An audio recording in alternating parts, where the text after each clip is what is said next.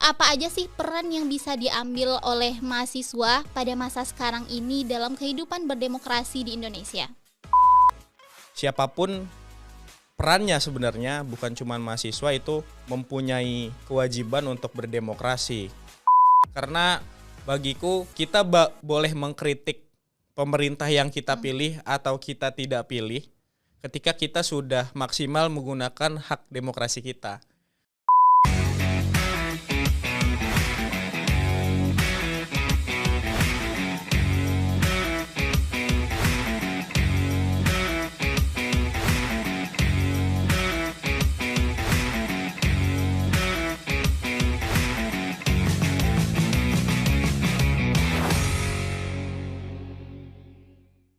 Halo teman pemilih, apa kabar semuanya? Selamat datang kembali di podcast KPU RI edisi spesial Pemilih Muda, hanya di kanal YouTube Komisi Pemilihan Umum Republik Indonesia. Teman-teman pemilih semua, semoga dalam keadaan baik, sehat, dan tentunya semangat untuk menyambut pemilu tahun 2024. Teman-teman pemilih semua, terima kasih banyak ya karena selalu setia untuk menonton podcast KPU RI untuk mendapatkan informasi seputar kepemiluan di Indonesia. Hari ini sangat-sangat spesial karena podcast KPU RI akan dibajak atau diambil alih oleh para mahasiswa termasuk saya sendiri, Atisah Raihan Fadilah dari IPB University yang akan menjadi host. Dan tentunya saya tidak akan sendiri, saya akan ditemani juga oleh seorang mahasiswa tentunya dari Universitas Islam Negeri Jakarta. Ada Kak Sultan. Halo Kak Sultan. Halo Tisha. Oke Kak Sultan, boleh dong memperkenalkan dirinya terlebih dahulu? Oke. Halo teman pemilih. Aku juga akan gua aja deh biar lebih enjoy ya. Boleh. Gue juga akan menemani Atisha dari IPB University. Gue ini dari UIN Syarif Hidayatullah Jakarta, mahasiswa ilmu politik semester 8 yang insya Allah akan berbagi pengalaman dan diskusi bareng sama Atisha hari ini. Oke, dengar-dengar Kak Sultan ini juga sedang mengemban amanah sebagai Presidium Nasional Ikatan Lembaga Mahasiswa Sosial dan Politik ya Kak Sultan ya, atau Badan Eksekutif Mahasiswa Fakultas Ilmu Sosial dan Politik, benar ya? Ya, betul. Dan itu gimana nih Kak, pekerjaannya bagaimana, kemudian aktivitasnya bagaimana? Oke, jadi ya seperti mahasiswa yang lain yang menggeluti di bidang organisasi atau kita sebut nama kerennya itu aktivis, yang sehari-hari kita juga selalu mempelajari situasi nasional dan perkembangan masyarakat Indonesia. Karena itu adalah satu organisasi yang mewadahi BEM FISIP se-Indonesia yang ya simpelnya kita bisa bersilaturahmi dan mengenal lebih banyak orang di sana. Oke, silaturahmi dengan teman-teman lain se-Indonesia ya tentunya. Kemudian Kak Sultan ngomong-ngomong tentang pemilu, tahun lalu udah jadi pemilih belum ya? Periode lalu? Tahun 2019. Iya benar. Udah, saat itu pertama kali nyoblos tahun 2019 yang posisinya itu masih baru lulus SMA. Jadi memang seru banget lah pengalaman itu, yang konstelasi politiknya juga lumayan keras gitu. Kita ya kalau misalnya agak baperan pasti kaget dengan situasi pada saat itu gitu. Pada tahun 2019 Iya, itu betul. ya. Tapi Kak Sultan persiapannya gimana? Kalau tahun lalu itu gimana? Perbedaan sama persiapan tahun sekarang itu bagaimana ya? Ya perbedaannya kalau tahun 2019 itu memang belum jadi mahasiswa gitu, belum jadi mahasiswa atau belum terlalu banyak kita itu explore tentang pemilu atau demokrasi di Indonesia. Tapi sekarang posisinya memang mahasiswa semester akhir, semester 8 yang kebetulan juga jurusan ilmu politik. Akhirnya kita lebih bisa menilai satu dinamika politik dalam demokrasi itu lebih objektif aja. Oke, gitu ya bedanya. Iya. Gimana nih? Kalau pengalaman aku periode lalu itu memang belum terlalu kenal ya sama calon-calonnya. Gimana sih pesan Kak Sultan sendiri agar teman-teman ini kenal dulu nih sama calon-calonnya gitu? Jadi memang budaya kita ya di kampus atau setidaknya di kelompok kecil kita, entah di kelas ataupun di kelompok diskusi, itu selain memang kita mengkaji buku ataupun teori-teori politik, kita tuh tidak pernah lupa untuk mengkaji situasi nasional, juga ketokohan-ketokohan yang ada di Indonesia. Jadi memang yang pertama kali harus kita kenal gitu sebelum kita menilai rekam jejaknya adalah dia siapa dulu ini gitu. Latar belakangnya Latar belakangnya dari mana dan lain sebagainya. Itu juga mahasiswa juga tidak boleh luput dari pengetahuan itu ya, supaya menilai itu bukan dari cerita orang. Seberapa penting sih Kak untuk mengenal calon ini? Penting banget karena mengenal calon dan memutuskan untuk memilih calon, entah calon legislatif, calon kepala daerah, calon presiden. Penting kita mengenal dan untuk nantinya memilih pada tanggal 14 Februari 2024 pada hari Rabu gitu. Yang dimaknai oleh KPU RI ini katanya hari Rabu itu hari yang sakral dalam filosofi beberapa daerah di Indonesia dan juga bertepatan sama 14 Februari hari Valentine gitu. Oh iya kan? Benar. Hari Valentine. Hari kasih sayang. Betul. Hari Valentine yang kita berarti harus dengan kasih sayang juga memilih atau mengenal daripada calon-calon yang akan kita pilih. Gitu. Ya tentunya kita sebagai mahasiswa ya atau pemilih pemuda gitu, kita juga harus terus lebih dalam mengenal dunia politik, walaupun bukan cuman anak politik, anak FISIP, ya bebas seluruh mahasiswa lah. Akhirnya pengetahuan kita terhadap demokrasi itu harus kita sampaikan juga kepada orang-orang sekitar kita, bahwa sebenarnya ya memilih atau menobatkan seseorang untuk kita pilih memimpin diri kita itu bukan berarti juga jadi satu pilihan antara surga dan neraka gitu. Yang mungkin beberapa kelompok atau beberapa orang akhirnya memilih salah satu pasangan itu menjadi satu kesalahan atau satu dosa tersendiri. Ya tidak seperti itu. Ya ternyata memang stigma masyarakat Indonesia politik itu atau demokrasi kita ini lewat pemilu itu satu hal yang bobrok gitu, atau sering dianalogikan sebagai ya lumpur yang kotor. Tapi sebenarnya kita nggak boleh menilai seperti itu gitu sebagai anak muda ya, karena anginnya itu perubahan bukan hanya dihasilkan dari penolakan, tapi karena banyak terobosan baru gitu. Terobosan baru ya, khususnya dari kita sendiri ya. Iya betul. Benar. Jadi Kak Sultan persiapan seperti itu udah tahu ya. Kalau untuk sekarang Kak Sultan udah tahu belum nih nanti mau nyoblos, mau milih itu di TPS mana? Udah tahu belum? Oh udah tahu. Oh udah tahu. Melalui apa tuh? Melalui yang nggak tahu sih sebenarnya ngeceknya, tapi kalau misalnya berdasarkan 2019 ya di RT. Oke, gini Kak Sultan. Jadi kalau misalnya Kak Sultan belum tahu nih mau nyoblos atau milih di TPS mana, jadi Kak Sultan bisa mengunjungi laman website cek dptonline.kpu.go.id. Dengan itu Kak Sultan cuma masukin NIK Kak Sultan aja, nanti bakal muncul nama Kak Sultan, kemudian NIK itu sendiri, dan tentunya tempat TPS Kak Sultan bakal memilih. Begitu teman-teman pemilih juga ya, jangan lupa untuk cek laman website cek dptonline.kpu.go.id. Oke, nanti dicek. Oke Kak Sultan, kita break dulu ya sebentar, dan sebelum itu aku juga mau ngingetin kepada teman-teman pemilih semua untuk like, comment, dan subscribe channel ini untuk mendapatkan informasi terupdate seputar kepemiluan di Indonesia. Kita break dulu sebentar.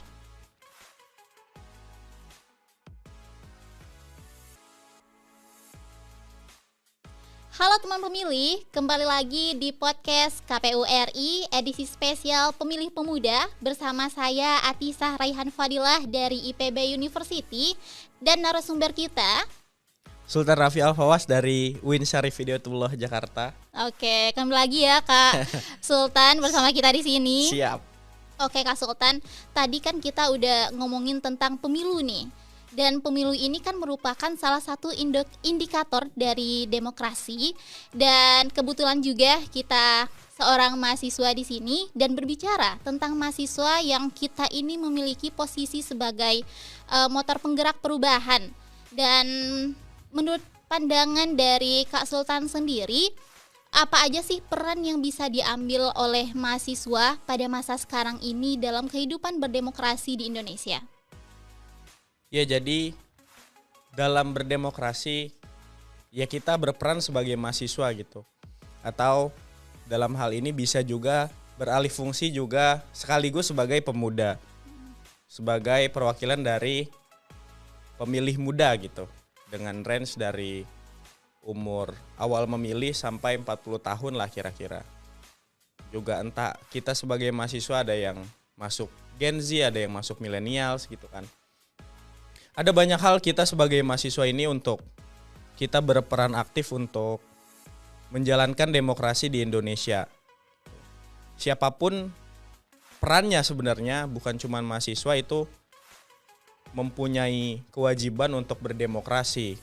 Ya kalau misalnya kita sebagai mahasiswa seringkali banyak praktik demokrasi di kampus, misalnya ada lewat pemilihan umum di kampus atau yang sebutannya itu bisa pemilihan raya atau apapun. Di sana juga memang ada sebuah miniatur perpolitikan di Indonesia, ada KPU-nya di sana yang setiap kampus itu beda-beda ya namanya.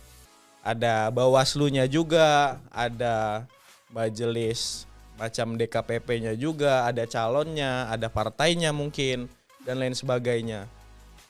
Ya akhirnya kita di setiap kampus manapun praktik demokrasi itu sudah lancar lah. Ya mungkin di beberapa kampus juga ada yang dari sesimpel pemilihan ketua kelas saja gitu loh. Juga di dunia akademik misalnya di universitas pemilihan rektor, pemilihan dekan, yaitu soal pemilihan yang konteksnya demokrasi adalah memilih. Demokrasi merupakan hak daripada setiap warga negara, merupakan hak daripada setiap manusia yang hidup gitu di negara demokrasi. Ya salah satu indikatornya memang memilih gitu. Memang memilih untuk menentukan siapa pemimpinnya, siapa yang memimpin entitas atau kelompok dia gitu. Lalu sebenarnya masih banyak nih yang kita bisa ambil perannya sebagai mahasiswa untuk berdemokrasi. Ya karena ketika kita menganut, ya Republik Indonesia ini menganut demokrasi yang ya pada pasal 28 kita semua sudah tahu mungkin dari sekolah dasar bahwa berserikat, berkumpul, berorganisasi dan lain sebagainya, menyampaikan pendapat, itu bagian dari demokrasi juga. Akhirnya juga kita sebagai mahasiswa yang memang diharapkan gitu untuk menjadi motor penggerak tadi kata Atisha kan. Juga kita diharapkan juga sebagai manusia yang mungkin mempunyai kesempatan untuk belajar lebih banyak. Juga jangan membuat demokrasi ini seolah-olah jadi hal yang ribet gitu.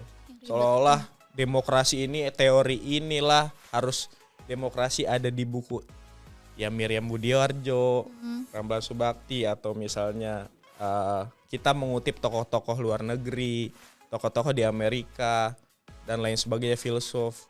Terkadang kita juga harus menyederhanakan demokrasi ini yang sebenarnya di rumah kita, ya kita di masyarakat gitu, misalnya pemilihan ketua RT, lalu kita pemilihan ketua RW dan lain sebagainya juga berdemokrasi. Tadi balik lagi pasal 28 ya ayat A sampai J gitu ya. Dengan kita berorganisasi di kampus, mendirikan kelompok diskusi, kajian, mendirikan kelompok hobi gitu yang berbasis hobi. Atau kalau misalnya Atisa ini anak komunikasi kan, misalnya pasti suka banget buat macam kayak gini gitu kan. Podcast nih. Podcast, terus atau misalnya komunitas pembaca berita dan lain sebagainya, itu kan berdemokrasi. Dengan kita berkumpul menyampaikan pendapat, lalu kita mengumpulkan pendapat kita mahasiswa misalnya baru-baru ini setiap ada isu-isu hangat gitu yang kita anggap perlu diingatkan gitu pemerintah, ya kita berdemokrasi dengan turun ke jalan gitu. Akhirnya kita menggunakan hak kita sebagai warga negara untuk menyampaikan pendapat. Ya tentunya dengan cara-cara yang benar juga. Dengan kita berkoordinasi juga, minta izin gitu kan sama pihak kepolisian dan lain sebagainya. Itu juga akhirnya kita gunakan hak kita untuk turun ke jalan dan menyuarakan pendapat lah. Itu juga cara berdemokrasi yang lain daripada pemilu tadi. Ya kalau misalnya secara skup besar karena kita lagi di KPU RI juga kan, ini di podcastnya KPU RI edisi pemilih muda, podcast KPU RI. Jadi dengan kita datang ke sini nih Tis, secara definitif juga kita udah menjalankan demokrasi. Oh iya. Gitu. Jadi kita bisa menyampaikan pendapat di sini kan, berkumpul, lalu kita berdiskusi dan didengar gitu sama netizen, sama teman pemilih gitu. Pemilih audiens kita di sini. Betul. Nah itu juga bagian dari demokrasi. Artinya tidak ada yang disembunyi-sembunyikan dari setiap pendapat orang. Itu kan intinya. Jadi KPU RI juga ya selain memang menyelenggarakan pemilu pada tanggal 14 Februari nanti tahun 2024 dan juga sampai pilkada, juga memberikan hak kita untuk menyuarakan pendapat juga di sini. Nah, ada satu hal yang mungkin masih dianggap tabu Tis sama anak muda tentang peran untuk berdemokrasi ya. Jadi terkadang kita itu yang anak muda ini memang arahnya itu terlalu mengkritisi misalnya rezim lah, mengkritisi pemerintah, dan kita cenderung hanya memaksimalkan hak kita untuk memilih gitu. Sampai lupa ternyata kita sebenarnya juga punya hak untuk dipilih. Gitu. Gimana tuh maksudnya? Jadi ya oke, dalam skup yang kecil misalnya di kampus, kita ini juga punya hak untuk misalnya mencalonkan diri jadi presiden mahasiswa, jadi ketua himpunan, ketua apapun lah organisasi. Sehingga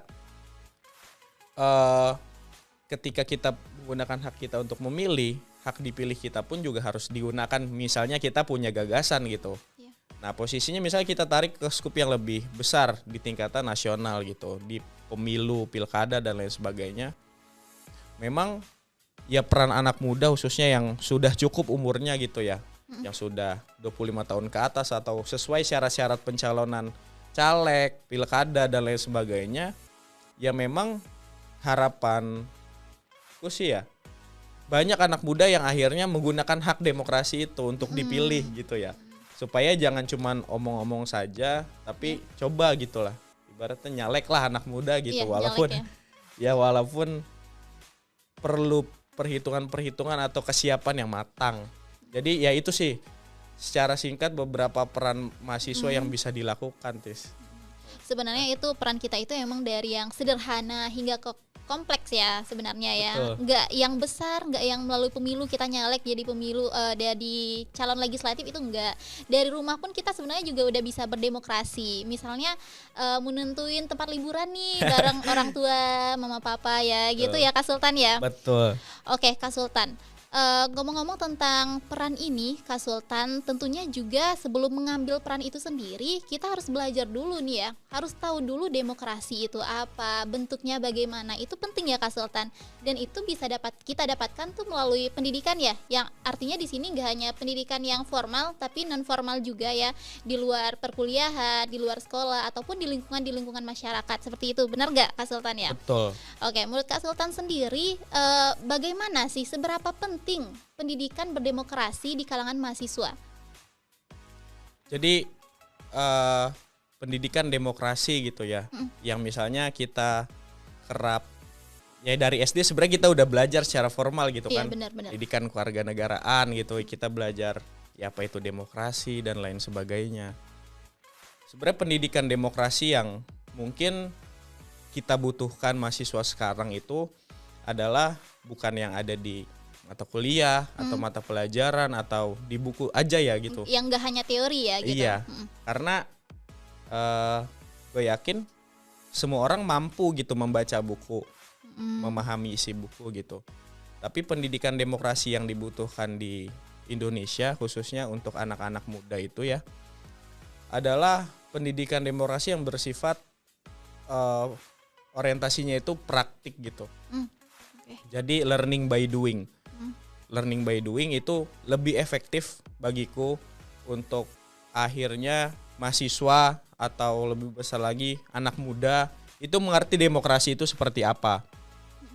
Akhirnya juga kita nggak boleh nih menutup diri kita karena misalnya kita masih melihat ada kesalahan yang dilakukan oleh institusi atau beberapa oknum di negara, terus akhirnya kita jadi menutup, nggak mau berdemokrasi, terus lebih memilih untuk misalnya dalam konteksnya pemilu ya, memilih untuk menjadi golput. Yeah. Yaitu akhirnya juga perlu praktik atau penerimaan diri kita sebagai mahasiswa, juga proses penyadaran kepada mahasiswa yang lain gitu. Ya mungkin ini salah satu wadah kita untuk bisa bercerita kepada teman-teman, teman pemilih gitu ya. Untuk ya mungkin ada 1-2 orang yang akhirnya karena kita ngobrol di sini Tis bisa oh iya juga ya gitu. Iya benar. Jadi itu sih bagiku yang efektif dari belajar demokrasi atau pendidikan demokrasi itu ya learning by doing. Ya memang tipis-tipis tuh pemahamannya atau definisinya antara pendidikan demokrasi dengan pendidikan politik ya, yang bisa disatukan juga sebenarnya. Tapi banyak juga sekarang pendidikan politik yang dilakukan oleh NGO, oleh organisasi masyarakat, lembaga swadaya masyarakat. Juga kita misalnya sudah banyak di media-media, misalnya Instagram kita sebut atau di YouTube, kita juga mahasiswa suka buat Instagram untuk ya bikin sekedar infografis politik dan lain sebagainya, itu banyak banget. Sekarang juga akhirnya misalnya instansi yang menyelenggarakan pemilu macam KPU, pengawas pemilu, Bawaslu dan lain sebagainya juga akhirnya menghadirkan atau bekerja sama dengan beberapa organisasi yang gue lihat ya, beberapa organisasi masyarakat yang bergerak di bidang penyadaran demokrasi atau penyadaran politik memang. Yaitu juga menjadi salah satu yang efektif. Secara masif itu informasi disebarluaskan di YouTube, di Instagram. Akhirnya orang itu bisa membicarakan hal itu misalnya di warkop, di tongkrongan atau dimanapun ya. Iya benar. Itu sih, selain memang learning by doing, kita juga akhirnya kalau kita tahu informasinya juga jangan sungkan kita nyebarin juga informasi tersebut. Itu sih yang memang secara peraturan pendidikan politik itu salah satunya diwajibkan untuk partai politik lah memberikan pendidikan politik ya, misalnya lewat anggota legislatif ya kan, yang turun ke konstituennya memberikan pendidikan atau sosialisasi dan lain sebagainya. Tapi memang masih kurang, harus kita akui itu ada celah daripada peran partai politik di situ yang memang harus dibantu juga sama kita mahasiswa nih. Akhirnya kita juga jangan cuma mengkritisi aja, tapi kita juga harus berkontribusi lebih lah untuk melakukan penyadaran itu. Ya minimal kita habis kuliah diskusi di kampus, pulang ke rumah itu kita bisa nyadarin ayah ibu kita, adik-adik kita yang masih kecil-kecil kita sadarin tipis-tipis gitu kan. Untuk sebenarnya nanti pemilu kayak gini loh, ayah ibu gitu kan. Ya simple, sederhana gitu kan. Iya benar. Jadi sebenarnya pendidikan berdemokrasi ini komprehensif gak sih Kak? Yang nggak hanya untuk mengubah pola pikir saja, namun juga tindakan, begitu ya? Benar gak? Betul sekali. Oke.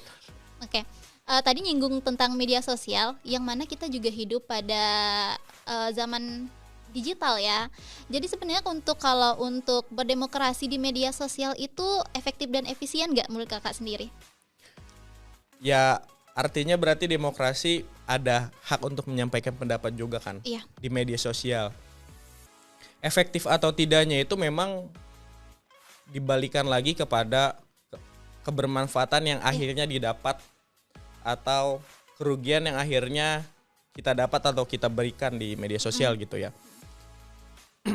Akhirnya ya kita sadar banget lah. Misalnya kalau pengalamanku di pemilu 2019 ya. itu sangat banyak sekali berita-berita hoax ya. yang akhirnya misalnya ya kita familiar lah, tiba-tiba di grup WhatsApp keluarga ada share video apalah, share berita apalah yang sebenarnya kita kalau anak muda itu kan suka ngecek. Ternyata pas kita cek itu ternyata hoax. Padahal karena berita bohong itu jadi keluarga itu mungkin ada yang sindir-sindiran atau bahkan perang dingin gitu di keluarga.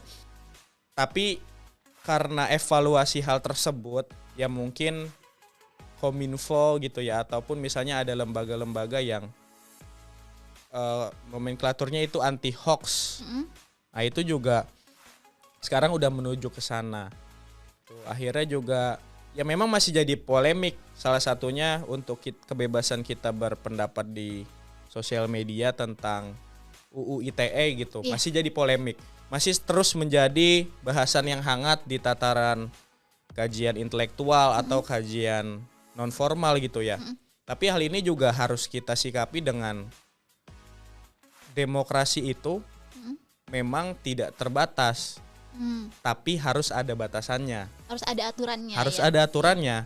Kalau misal demokrasi yang tidak terbatas terus tidak aturannya, itu namanya anarkis kan? Ya artinya nggak usah ada pemerintahan kalau nggak mau diatur gitu kan? Nggak usah ada undang-undang gitu, nggak usah ada hukum gitu ya. Betul. Ya akhirnya kita seperti hidup di hutan aja. Gitu. Ya memang terhadap kekurangan daripada praktik undang-undang ITE yang mungkin beberapa kasus masih dipertanyakan, yaitu terus kita berikan check and balance lah. Kalau kita menganggap ada yang salah ya kita ingatkan gitu. Tapi juga itu bukan berarti kita harus anti terhadap itu kan. Juga memang ya intinya kebebasan atau pendidikan demokrasi atau pendidikan politik di media sosial untuk saat ini itu yang paling bisa kita lakukan. Karena efek domino informasinya kan menyebar luas ya. Tapi yang harus dipertebal atau dipertajam adalah tadi, Tis, anti hoaxnya itu memang harus digencarkan lagi supaya orang tuh nggak lebih gampang memfilternya lah informasi-informasi yang ada. Ya, benar.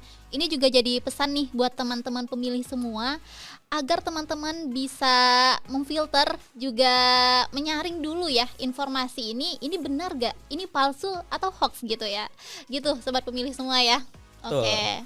Oke, Kak Sultan, sepertinya kita akan ada break terlebih dahulu ya. Dan teman-teman pemilih, aku juga nggak bosan-bosan buat ngingetin teman-teman pemilih semua agar bisa mengecek laman website cek DPT online kpu.go.id agar teman-teman pemilih bisa tahu nih nanti untuk milih nyoblosnya itu di mana.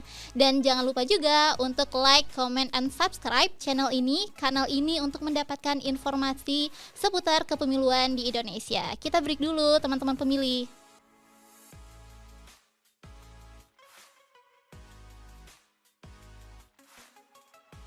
Halo teman pemilih, kembali lagi kita di podcast KPU RI edisi spesial Pemilih Muda bersama saya Atisa Raihan Fadilah dari IPB University dan ada narasumber kita Sultan Rafi Al-Fawas dari UIN Syarif Hidayatullah Jakarta. Oke, halo Kak Sultan, kembali lagi ya. Siap Atisa.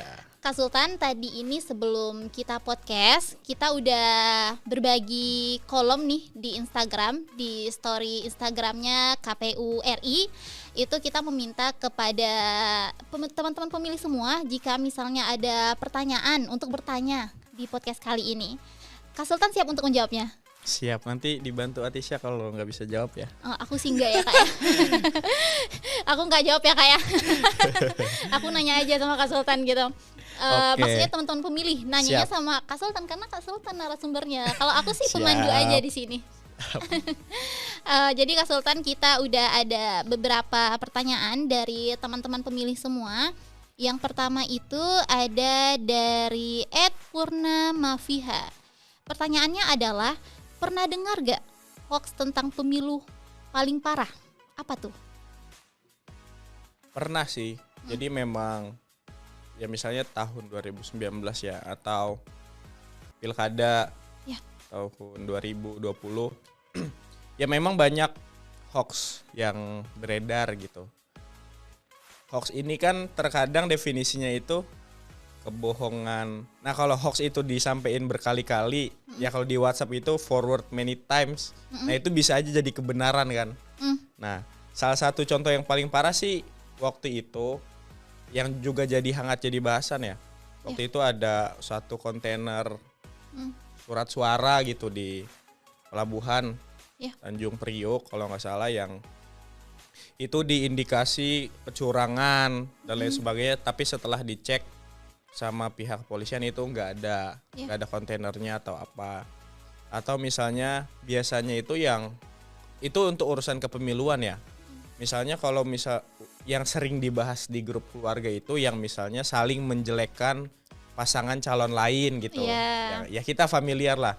Bagiku yang parah bukan hoaxnya sih Tis. Apa itu? Tapi reaksi orang menerima hoax itu. Responnya jadi seolah-olah tanpa di cross check informasinya terus langsung dianggap itu kebenaran dan dijadikan perilaku yang sentimen gitu. Itu yang bahaya. Apalagi orang itu kalau mau forward informasi atau video itu kan tinggal klik 2 kali itu langsung kesebar. Itu sih yang tadi sempat kita bahas juga soal memfilter. Oke, itu jawaban dari Kak Sultan. Terima kasih Purnama Fiha tadi ya. Kemudian ada pertanyaan kedua nih Kak Sultan dari @satelit_demokrasi. Pertanyaannya adalah, pemilu yang ideal menurut mahasiswa itu apa sih? Bagaimana? Pemilu yang ideal menurut kita sebagai mahasiswa gitu ya. Kalau aku sebenarnya pernah sempat diskusi dengan ya beberapa tokoh politik juga di salah satu media. Ya harapan kita sebenarnya bukan siapa yang jadi juara, jagoan kita jadi juara di pemilu gitu, atau misalnya pilihan kita itu harus menang gitu. Harapan kita sebagai mahasiswa sih sebenarnya bukan itu, tapi harapan kita siapapun juaranya, siapapun yang nanti terpilih di tahun 2024, lebih tepatnya tanggal 14 Februari nanti, itu tidak memberikan efek yang sama bahayanya atau sama buruknya seperti pemilu-pemilu sebelumnya. Dalam hal ini misalnya harus menghindari gaya berpolitik yang sentimen, atau misalnya mengurangilah, kalau bagiku ya, mengurangi politik identitas gitu. Walaupun setiap politisi punya identitas, tapi tidak usah menyerang identitas seseorang gitu. Tolonglah bagi para politisi juga ya, bagi para calon legislatif atau tim kampanye, tim pemenangannya, tolong serang gagasannya aja gitu. Tolong serang ide-idenya aja dengan ide lagi gitu. Kalau misalnya aku selalu ingat pada zaman kejayaan Islam dulu, kenapa kita Islam itu pernah ada zaman keemasan, atau misalnya zaman keemasannya Eropa. Orang itu kalau nggak suka sama orang lain, filsuf kalau tidak suka dengan orang lain, itu membalasnya dengan buku lagi. Misalnya Atisa buat buku, ya aku nggak suka sama tulisannya, buat buku lagi. Nggak menjelekkan Atisa misalnya, kenapa. Ya kita bisa menggunakan cara berpolitik yang seperti itu. Ya terkadang misalnya gini, yang bahaya itu, misalnya calegnya atau capresnya itu sebenarnya nggak bermusuhan nih Tis. Antara nomor 1, 2, 3 itu tidak bermusuhan, tapi tim pemenangannya ini yang ribut-ribut. Gitu. Kita nggak mau ada pembelahan atau satu polarisasi yang ingat banget tahun 2019 gara-gara keluarganya itu beda pilihan politiknya, itu sampai ada kuburannya, nggak boleh disitulah. Terus berantem di lebaran lah. Nah itu menghindari itu. Jadi serang gagasan dengan gagasan lagi. Jangan serang gagasan dengan menjelekkan identitas seseorang. Itu harapan kita sih. Dari mahasiswa ya. Benar. Oke, Kak Sultan, terima kasih atas jawabannya. Teman-teman pemilih juga terima kasih sudah bertanya. Dan sebelum kita tutup nih, Kak Sultan, podcast kita kali ini ternyata kita juga sudah lumayan lama berbincang, asik juga ya. Apa sih pesan untuk teman pemilih yang akan menggunakan hak suaranya pada pemilu tahun 2024 nanti dari Kak Sultan sendiri? Jadi untuk teman pemilih, pemilih muda, untuk tanggal 14 Februari 2024, tepatnya hari Rabu, di TPS masing-masing, yang bisa dicek di mana, Is?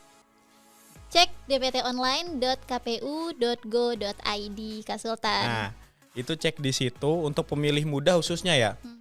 Jadi jangan sampai tidak datang ke TPS pada hari itu, karena bagiku kita boleh mengkritik pemerintah yang kita pilih atau kita tidak pilih ketika kita sudah maksimal menggunakan hak demokrasi kita. Dalam hal ini kita ikut mencoblos hari itu gitu, supaya itu kita berhak untuk mengingatkan atau ya menagih janji kita lah gitu.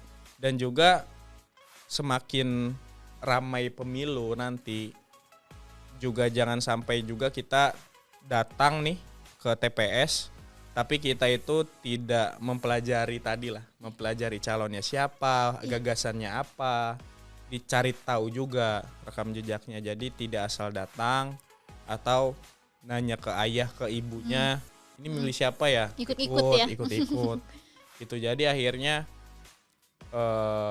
pilihannya itu tidak ideal, atau akhirnya mungkin yang dipilih itu mendapatkan satu suara yang nggak tahu sebenarnya dia siapa, atau ternyata pas udah ya keluh kesah di Twitter gitu pas pemilu tahun 2019 itu pas buka kertas suara karena dia nggak tahu apa-apa, bingung. Nah itu dipelajari dulu sebaiknya gitu kan.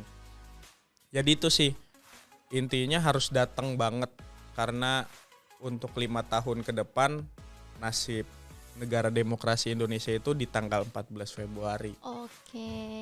Oke Kak Sultan, jadi teman-teman pemilih semua, sebenarnya ada beberapa pesan yang disampaikan Kak Sultan tadi, pesan-pesan pendek ya. Yang pertama, jangan tabu melihat demokrasi. Yang kedua, gunakan suara teman-teman pemilih semua untuk memilih pada pemilu pada tanggal 14 Februari 2024 mendatang, tepatnya di hari Rabu. Dan yang ketiga, teman-teman pemilih coba difilter dulu informasi-informasi yang didapat seputar calon-calon tentunya.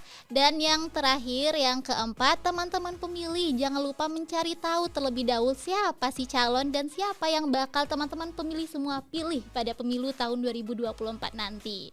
Oke teman-teman pemilih semua, dan Kak Sultan terima kasih banyak ya sudah menyempatkan waktunya untuk hadir di podcast KPU RI ini, edisi spesial pemilih muda.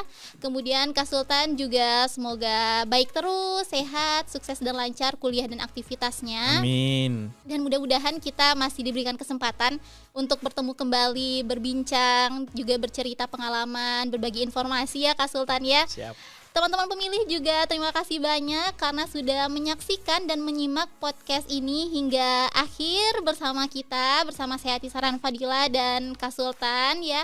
Terima kasih banyak teman-teman pemilih, dan nantikan juga episode selanjutnya. Dan sebelum berakhir saya ada pantun nih Kak Sultan. Mau dengar gak? Boleh. Apa tuh pantunnya? Nanti Kak Sultan yang bilang cakepnya ya. Boleh. Oke. Jalan-jalan ke kantor KPU. Cakep. Oke, yang lokasinya di Provinsi DKI Jakarta. Cakep. Untuk mendapatkan informasi lebih lanjut seputar pemilu, tonton terus podcast Komisi Pemilihan Umum Republik Indonesia. Podcast KPU RI, terdepan bicara kepemiluan. Oke, saya Tisaran Fadilah pamit undur diri dan sampai bertemu lagi.